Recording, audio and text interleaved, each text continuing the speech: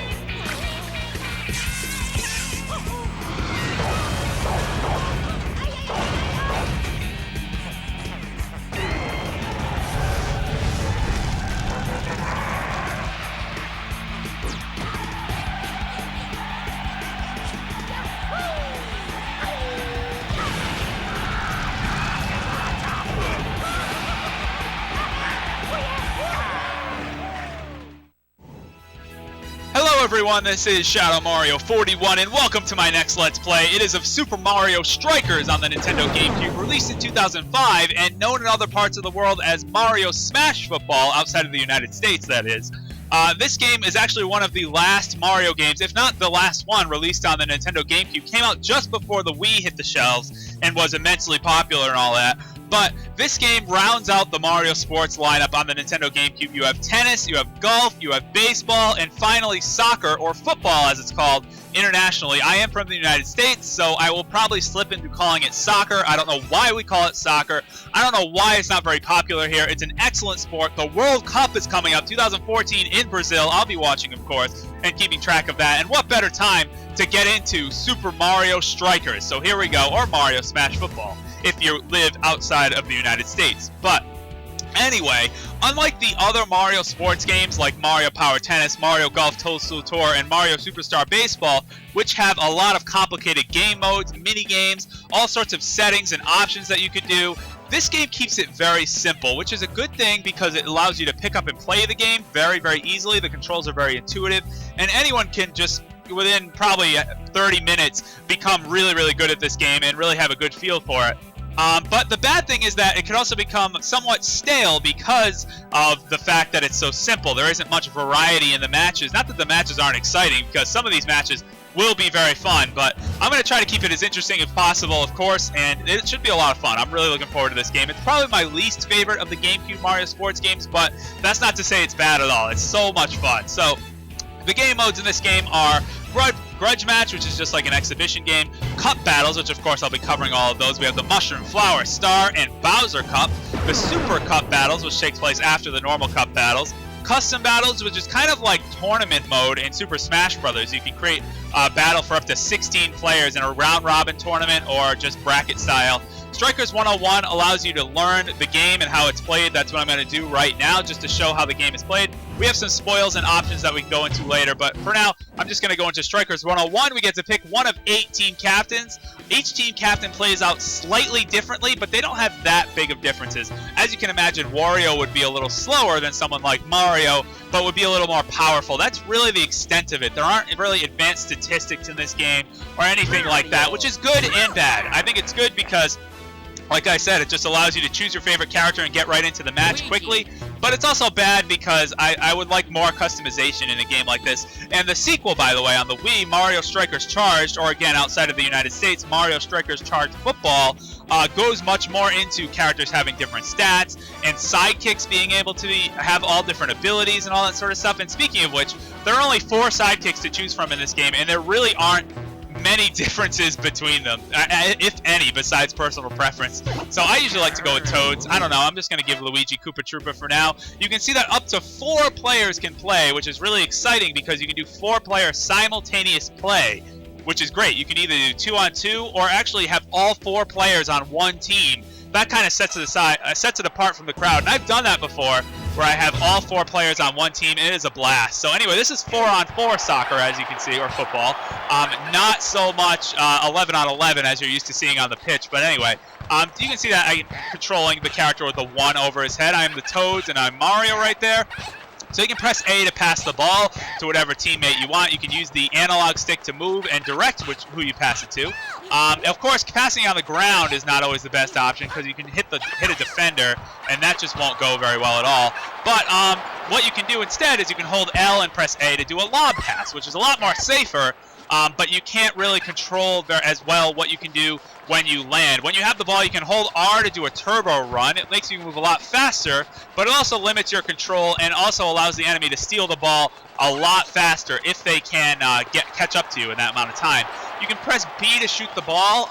If you press B beyond the center line, like here, it'll just boot the ball into the corner like that. There's nothing like offsides or anything, so you don't have to worry about that. There's no fouls for any sort of hits or anything like that. That wouldn't be a lot of fun. Now, no yellow cards, no red cards, nothing like that. So if you press B within the center line, however, in the enemy's defensive zone, you can actually shoot the ball. And you see that I actually got an item for making a shot there. I can use my items like that. And blue shells, unlike Mario Kart, they actually freeze your opponents in place, which is pretty funny. So anyway, some other moves I can do. In front of the net, as you notice, the computer characters control the goalies. I have no control of the goalies. The goalies are critters in this game from Donkey Kong Country. I want to try to set up here something called a perfect pass, which I actually kind of did accidentally. I want to try to do one in front of the net right now. And it's kind of very situational. But if you can set up a good scenario in front of the net where one of your characters is wide open for a shot, you actually can do something like that. You get a green ball there and a red tail on the ball when you make the shot, and it can actually lead to some very acrobatic shots, and those have a much higher percentage of going in. You can actually get some slow motion right there too, which is pretty interesting. So anyway, I'm just barraging the goalie with some shots here. Every time you make a quality shot, that's what I'm going to call it. That's not really the official word for it. But every time you make a quality shot or a good shot in front of the net, not just like press B and do nothing, you actually get an item which you can use. All different items work differently, of course. Here we go. Try it for another perfect pass and a perfect shot. And no! That was great. That was great. That was awesome. I mean, I know it's only training, but that was such an acrobatic goal. You can have some really flashy moments in this game, especially with items flying around and everything like that. You always get this cool slow-mo replay, too, whenever you score a goal in a celebration and stuff like that. It's just a lot of fun. It really is. This game can be a blast. Absolutely. Absolutely a blast. So anyway, let me talk about being on defense now that I scored a goal. What you can do is you can actually press B to slide tackle, kind of like that, and you can actually take the ball from an opponent. I want one of them to take it back, though. Come on, someone take it back. All right, I'm just going to boot it. So one of them gets it back. Because like I said, we're playing on Strikers 101, so the AI is not exactly going to be aggressive. If just slide tackling and using some finesse to steal the ball isn't really your style, you can press Y to do a big hit where you just slam into the opponent and take the ball from them. Again, I'm just going to give the ball back to the computer opponent. Now, if you do that to someone that doesn't have the ball, the opponent actually gets an item. So see, I can do that there. I can hit Luigi like that, and the opponent will get items for that. Now, the thing is, you can only hold up to 2 items. Items do kind of what you'd expect them to do. You can use bananas to set traps on the course. You have red shells and green shells that work kind of like Mario Kart. Blue shells freeze enemies, as you've shown. I keep saying enemies. Freeze opponents, as you've seen here already. So that's actually pretty cool. Make some good shots on the net there. And they can be used at very critical times to try to get the ball back, which is really exciting. At any time randomly, I'm pretty sure that's it for the controls. Oh, one other thing you can do is you can deke too. If someone's trying to hit you, you can press the Y button to kind of jump out of the way, which is great. You can sidestep someone, and it actually works really, really well. So anyway, one thing that you can do as well is you can do something called a super strike, and that can only be done with your team captain. Oh, actually, let me show this, by the way. You can see there's actually little explanations of everything that can happen in this game that you can do. You can watch a little quick video on how to do it. It's really, really easy to pick it up, and that's pretty much it. But one thing you can do is a super strike, where with your team captain, you can only do it with your team captain. If you press and hold the B button, this little meter comes up, and if you succeed in getting those little points within the green zone of that meter, you can do a very accurate super strike. See, I kind of messed up a little bit there, and the more you mess up, the less of a likelihood there is of that shot going in. Let me try to see if I can line it up just right. Oh, that was pretty close. That was pretty close. Let's see. Aha, that one went in. That one went in, because that was really close. So that one went in. Super strikes actually count as 2 goals as opposed to just 1. So a timely super strike can make all the difference in a match. I really want to see if I can get a perfect one, though, because that makes this really cool animation if you get a perfectly lined up super strike. I'm going to try it again right now. Here we go. Oh, that was so close. That was so close. That was so close. So anyway, a close super strike will at least stun your goalie, or the opponent's goalie. If a goalie is stunned, obviously they can't move very well and defend the ball at all. All right, come on, I can get this. There we go. That's a perfect super strike right there. So you get, of course, this fantastic animation, slow motion, and this just sets up for an epic goal that knocks the goalie right into the net. That is fantastic. The keeper didn't have a chance to stop that ball. That is 2 goals for Mario. That's fantastic. Now, if you mess up on your super strike, something I want to show off really quickly. I'm just crushing the opposition here. Hey, give me the ball. Notice, too, that the opponent can only hold 2 items. So if you notice your opponent's not using their items or trying to stockpile certain ones, you can hit them really without penalty at all, which is nice. Anyway, if I really mess up a super strike, like horribly bad, one thing that can actually happen is the goalie will stop it. Oh, he didn't do it right there. I want to show that off. I mean, I don't know what the likelihood is of this happening, but if you like really mess up, you don't even try, one thing the keeper can do is actually throw it back at you, and it actually hits you in the face sometimes. It actually hit one of his teammates right there. It didn't work out so well for him. But anyway, the keeper can punish you on a bad super strike. So anyway, you can actually get pretty in depth with these games. These games are a lot of fun. They're chaotic. They're crazy. I want to see if I can set up for one final epic goal here. Let's get a good pass down the front there, and let's shoot for a good goal to end things here. I hope. Come on, here we go.